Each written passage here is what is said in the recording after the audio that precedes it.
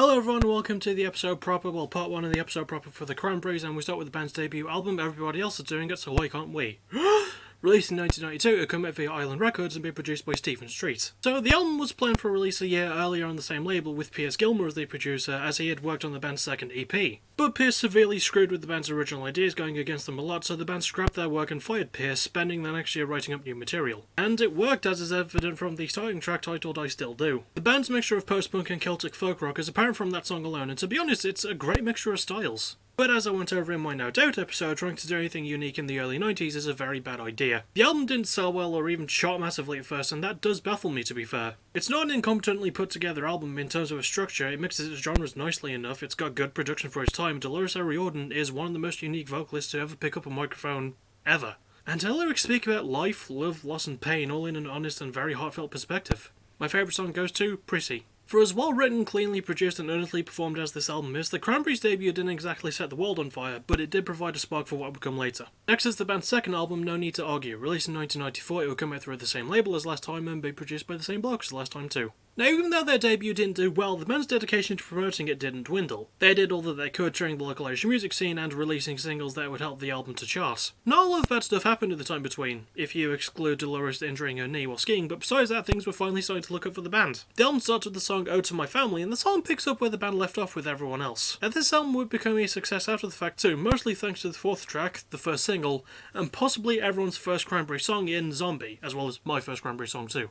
A song so ingrained in the band's history, so carved into the stone of their story, that the moment you hear the opening of it, you instantly know who it is. And it's also a song that shows this album's content wonderfully too. The entire album has this deliberate methodical pacing, but it's not wasted and the build-ups feel earned. The performances are testament to that, with the band trying some heavier stuff, and the production brings that out nicely too. And the lyrical content covers political issues, family and loss, all done in a realistic and often frightening scope. My favourite song goes to Zombie, Zombie.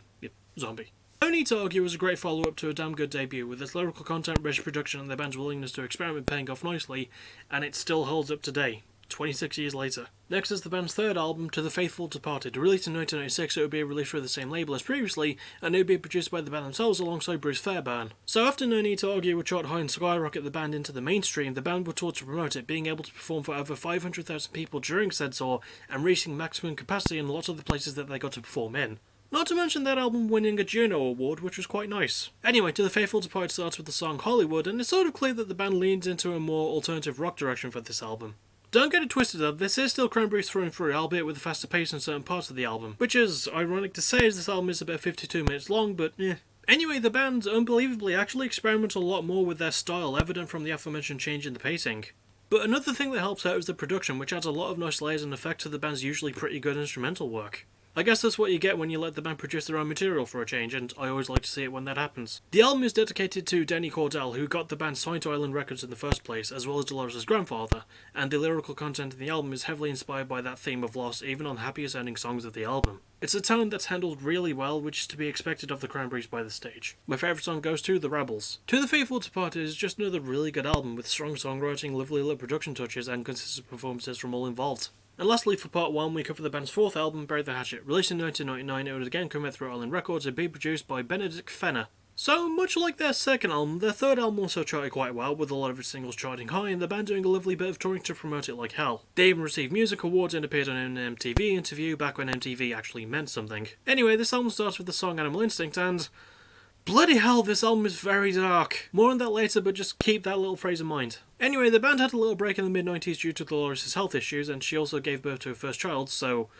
that actually had a bit to do with the delay. That time between, though, actually does inspire a lot of this album's content. I mean, okay, yes, the instrumental work has some of the band's heaviest guitar riffs and melodies to date, but that is complemented wonderfully by the lyrics too. They talk about Dolores' life as a mother, and there's also themes of divorce and child abuse throughout some of the songs. And it's backed up again with its amazing instrumental work. There's a higher pace this time and much heavier guitar riffs, and the band members add a bit more grit to their performances this time around too. The album's structure and tone is pretty good, keeping up the pace but knowing when to restrain itself, and that is helped a lot by the production, which adds a lot to the core sound of the album. My favourite song goes to Promises.